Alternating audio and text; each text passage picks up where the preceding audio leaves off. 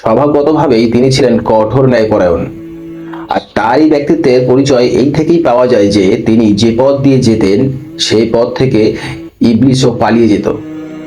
রোজকারের মতো সেদিন রাতেও হযরত ওমর বেরিয়ে পড়েছিলেন শহর পরিদর্শনের কাজে।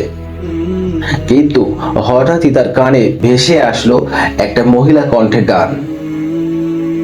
হযরত ওমর থমকে গেলেন। শোনা মাত্রই হযরত ওমরের তো মাথা গরম। কার এমন সাহস এই মধ্যরাত্রে এমন ভাবে গান করে? তিনি গানের আওয়াজকে অনুসরণ করতে করতে এগিয়ে যেতে লাগলেন। যতই এগোতে লাগলেন গানের আওয়াজ আরো স্পষ্ট হতে লাগলো। অবশেষে তিনি অনুসরণ করতে করতে একটি বাড়ির সামনে এসে পৌঁছালেন। এখন গানের আওয়াজ পুরোপুরি স্পষ্ট। হযরত ওমর ধৈর্য হারিয়ে ফেললেন, আর সহ্য করতে পারলেন না। রাগ তখন চরম পর্যায়ে। তিনি দরজা দিয়ে না প্রবেশ করে সরাসরি দেওয়াল টপকালেন এবং তরবারি খাপ থেকে বার করে দাঁড়িয়ে পড়লেন। বললেন, কে, কার এত সাহস এই রাতে? তুমি কি জানো না এটা অন্যায়? মহিলাটি বলল, আমি আমার ভুলের জবাব দেব, তবে তার আগে আপনি বলুন আমাকে, আপনি কি ভুল করেননি? আপনি বিনা অনুমতিতে আমার বাড়িতে কিভাবে প্রবেশ করেন?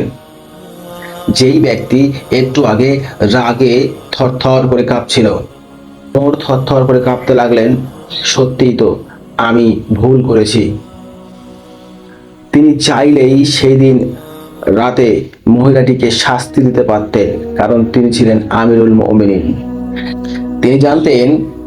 তিনি জানতেন পদ মানেই শুধুই সম্মান নয়, সাথে দায়িত্ব, আর দায়িত্ব মানে জিজ্ঞাসা।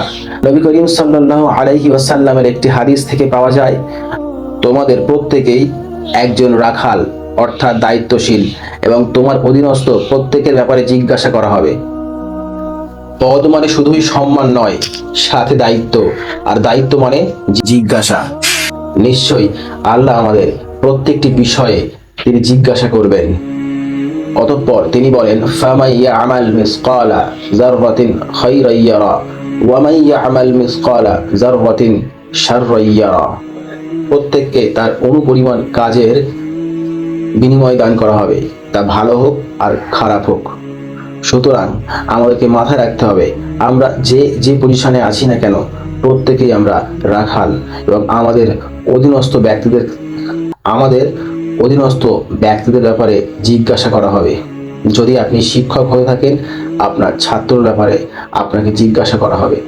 যদি আপনি চিকিৎসক হয়ে থাকেন, আপনার রোগীর ব্যাপারে আপনাকে জিজ্ঞাসা করা হবে। যদি আপনি উকিল হয়ে থাকেন, আপনার ক্লায়েন্টের ব্যাপারে আপনাকে জিজ্ঞাসা করা হবে।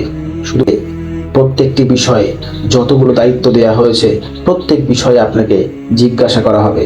সুতরাং মাথায় রাখবেন, দায়িত্ব মানেই সম্মান, পদ মানেই সম্মান নয়, বড় দায়িত্ব, আর দায়িত্ব মানেই জিজ্ঞাসা।